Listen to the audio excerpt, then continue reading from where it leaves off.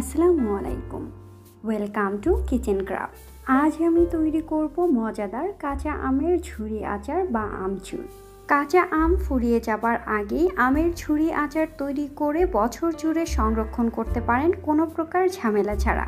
এবার ঝটপট আচার তৈরি করে দেখাচ্ছি, আর আমার রেসিপি ভালো লাগলে অবশ্যই লাইক, কমেন্ট এবং সাবস্ক্রাইব করে পাশে থাকবেন।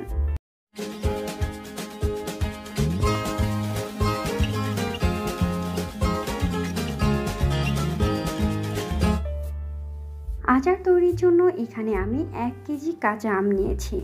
এখন পানিতে কিছুক্ষণ ভিজিয়ে রেখে ভালোভাবে ধুয়ে পিল ছাড়িয়ে নিচ্ছি। পিল ছাড়িয়ে নেবার পর ছুরির সাহায্যে ঘন ঘন করে দাগ কেটে নিতে হবে। চাইলে বটির সাহায্যে এভাবে ছুরি করে নিতে পারেন।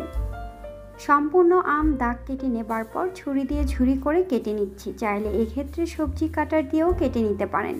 সম্পূর্ণ আম ঝুরি করে নেবার পর দিয়ে দিচ্ছি 1/2 টেবিল চামচ লবণ। লবণ দিয়ে মিশিয়ে নেবার পর অপেক্ষা করব 20 মিনিট।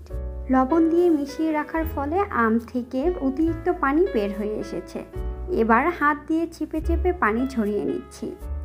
চাইলে পাতলা কোনো সুতি কাপড় নিয়েও পানি ঝরিয়ে নিতে পারেন। অতিরিক্ত পানি ঝরিয়ে নেবার পর অ্যাড করছি 1 কাপ পরিমাণ কুচি করে রাখা পেঁয়াজ, 1/2 টেবিল চামচ হলুদ, 1 টেবিল চামচ গুঁড়ো মরিচ, আর দিয়ে দিচ্ছি সরিষার তেল।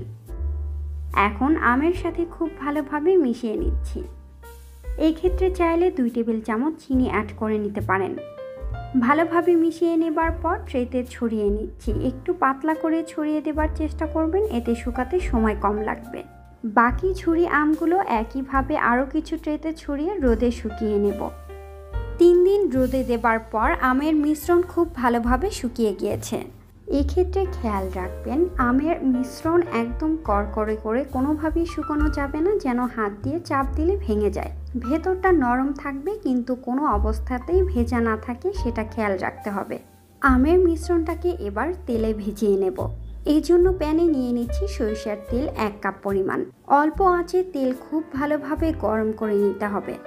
তেল গরম হয়ে আসলে এই পর্যায়ে অ্যাড করছি কিছু রসুনের কোয়া, 4-5টি শুকনো মরিচ, আর 1 টেবিল চামচ পাঁচফোড়ন। এখন চুলার ফ্লেম অফ করে দিচ্ছি। তেলটা গরম আছে, ঠান্ডা হতে হতে রসুনের কালারটা একটু চেঞ্জ হয়ে আসবে। তেল খুব ভালোভাবে ঠান্ডা করে নেবার পর আমের মিশ্রণে ঢেলে নিচ্ছি। তেলটা অবশ্যই খুব ভালোভাবে ঠান্ডা করে নিতে হবে। কোনো অবস্থাতেই গরম তেল আমের মিশ্রণে দেওয়া যাবে না, এতে করে আমগুলো আবার সিদ্ধ হয়ে যাবে। আমের মিশ্রণটাকে ভিজিয়ে রেখে সংরক্ষণ করতে হবে, আর অবশ্যই তেলটা যেন আমের মিশ্রণে সম্পূর্ণ ঢেকে যায় সেটা খেয়াল রাখতে হবে। বছর জুড়ে আমের আচার সংরক্ষণ করতে চাইলে মাঝে মাঝে অবশ্যই রোদে রাখতে হবে। যারা টক খেতে খুব বেশি পছন্দ করেন এভাবে আচার তৈরি করে রাখতে পারেন। এভাবে আচার তৈরি করে খিচুড়ি, ভাত কিংবা যে কোনো কিছু দিয়ে খেতে পারেন।